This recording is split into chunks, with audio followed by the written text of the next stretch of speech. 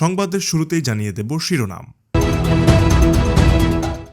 জনপ্রতিনিধিত্বশীল রাষ্ট্রের জন্য জনগণ সরকারকে সহায়তা করতে প্রস্তুত হতে বললেন তারেক রহমান। নির্বাচন কবে হবে, একটি রূপরেখা চেয়েছে দলগুলো। এখন বিএনপির মূল কাজ জিয়াউর রহমানের আদর্শ বাস্তবায়ন, বললেন মির্জা ফখরুল। সংসদ নেতা ও প্রধানমন্ত্রী যেন একই ব্যক্তি না হন, প্রস্তাব জাতীয় পার্টির। বাংলাদেশের জনগণই আগামী সরকার ঠিক করবেন, বললেন তারেক রহমান। জনগণ অস্থির হওয়ার আগে নির্বাচন চায় ইসলামী আন্দোলন। আদালত বললে শেখ হাসিনাকে ফেরত আনার উদ্যোগের কাজ চলছে, বললেন পররাষ্ট্র উপদেষ্টা। সব সরকারি কর্মচারীকে সম্পদ বিবরণী জমা দিতে হবে। আদালত বললে শেখ হাসিনাকে ভারত থেকে ফেরত আনার উদ্যোগ নেওয়া হবে বলে জানিয়েছেন পররাষ্ট্র উপদেষ্টা তৌহিদ হোসেন। বাংলাদেশের বিভিন্ন প্রকল্পে যুক্ত থাকা ভারতীয় কর্মীরাও দ্রুত ফিরবেন বলে জানিয়েছেন তিনি। পররাষ্ট্র উপদেষ্টা মোহাম্মদ তৌহিদ হোসেন আজ রবিবার দুপুরে পররাষ্ট্র মন্ত্রণালয়ে সাংবাদিকদের এই কথা জানান। সব সরকারি কর্মচারীকে সম্পদ বিবরণী দাখিল করতে নির্দেশ দিয়েছে সরকার। আজ রবিবার জনপ্রশাসন মন্ত্রণালয়ের জ্যেষ্ঠ সচিব মোহাম্মদ মোখলেসুর রহমান স্বাক্ষরিত এক বার্তায় এই নির্দেশনা দেওয়া হয়েছে।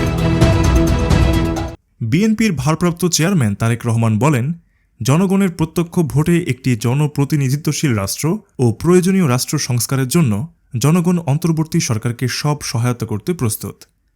আজ রোববার বিএনপির প্রতিষ্ঠাবার্ষিকী উপলক্ষে দেওয়া এক ভিডিও বার্তায় তারেক রহমান এ কথা বলেন।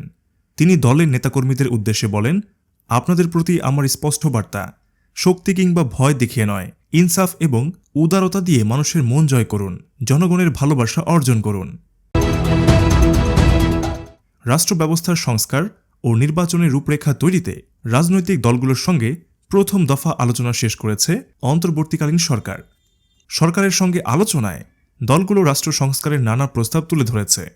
নির্বাচন কবে হবে সে ব্যাপারে একটি রূপরেখা বা রোডম্যাপ দেওয়ার তাগিদ দিয়েছে প্রায় সব রাজনৈতিক দল। বিএনপির মহাসচিব মির্জা ফখরুল ইসলাম আলমগীর বলেছেন, বাংলাদেশকে আধুনিক বাংলাদেশে রূপান্তরের ভিত্তি স্থাপন করেছিলেন বিএনপির প্রতিষ্ঠাতা ও সাবেক রাষ্ট্রপতি জিয়াউর রহমান।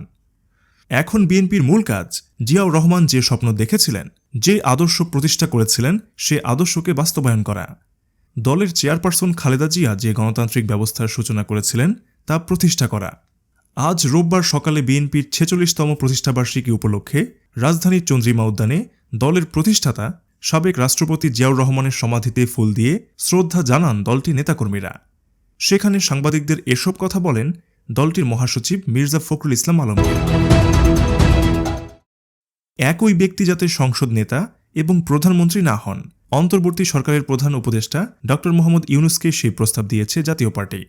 আজ শনিবার সন্ধ্যায় রাষ্ট্রীয় অতিথি ভবন যমুনায় প্রধান উপদেষ্টার সঙ্গে মত বিনিময় করে এই প্রস্তাবসহ বিভিন্ন প্রস্তাব দেয় দলটি। দলের চেয়ারম্যান গোলাম মোহাম্মদ কাদেরের নেতৃত্বে দলটির ৫ নেতা প্রধান উপদেষ্টার সঙ্গে মত বিনিময় সভা করেন। রাত 8:45টার দিকে মত বিনিময় শেষ হয়। বিএনপির ভারপ্রাপ্ত চেয়ারম্যান তারেক রহমান বলেন, বাংলাদেশের জনগণই ঠিক করবে ভবিষ্যতে কারা সরকার গঠন করবে। আওয়ামী লীগের পতন হলেও তাদের দোসরদের বিষয়ে নেতাকর্মীদের সতর্ক থাকার আহ্বান জানান তিনি। আজ শনিবার দলের তৃণমূলের নেতাকর্মীদের সঙ্গে ভার্চুয়াল এক মত বিনিময় সভায় তারেক রহমান এসব কথা বলেন। ধারাবাহিক এ মত বিনিময়ের তৃতীয় দিনে আজ তিনি ময়মনসিংহ ও সিলেট বিভাগের নেতাকর্মীদের সঙ্গে কথা বলেন। জনগণ অস্থির হওয়ার আগে নির্বাচন দিতে অন্তর্বর্তী সরকারের প্রধান উপদেষ্টা ড মোহাম্মদ ইউনূসের প্রতি আহ্বান জানিয়েছেন ইসলামী আন্দোলন বাংলাদেশ। একই সঙ্গে নির্বাচন কবে হবে, কিভাবে হবে তার একটা রূপরেখা দিতেও প্রধান উপদেষ্টাকে অনুরোধ করেছে দলটি। আজ শনিবার বিকেল ৪টার দিকে রাষ্ট্রীয় অতিথি ভবন যমুনায় প্রধান উপদেষ্টার সঙ্গে বৈঠক করেছে ইসলামী আন্দোলন বাংলাদেশ। বৈঠক শেষে গণমাধ্যমের সঙ্গে কথা বলেন ইসলামী আন্দোলনের আমির ও চরমোনাই পীর সৈয়দ মোহাম্মদ রেজাউল করিম ও দলটির সিনিয়র নায়েবে আমির সৈয়দ মোহাম্মদ ফয়জুল করিম।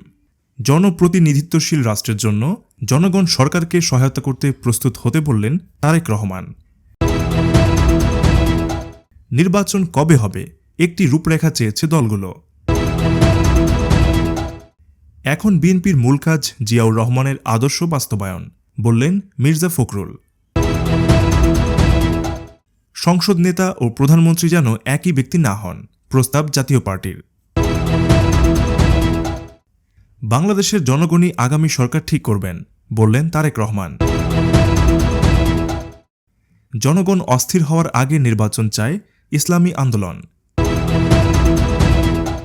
আদালত বললে শেখ হাসিনাকে ফেরত আনার উদ্যোগের কাজ চলছে, বললেন পররাষ্ট্র উপদেষ্টা।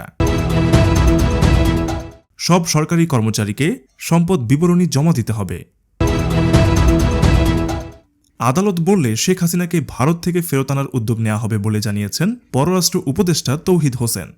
বাংলাদেশের বিভিন্ন প্রকল্পে যুক্ত থাকা ভারতীয় কর্মীরাও দ্রুত ফিরবেন বলে জানিয়েছেন তিনি। পররাষ্ট্র উপদেষ্টা মোহাম্মদ তৌহিদ হোসেন আজ রবিবার দুপুরে পররাষ্ট্র মন্ত্রণালয়ে সাংবাদিকদের এ কথা জানান। সব সরকারি কর্মচারীকে সম্পদ বিবরণী দাখিল করতে নির্দেশ দিয়েছে সরকার। আজ রবিবার জনপ্রশাসন মন্ত্রণালয়ের জ্যেষ্ঠ সচিব মোহাম্মদ মোখলেসুর রহমান স্বাক্ষরিত এক বার্তায় এই নির্দেশনা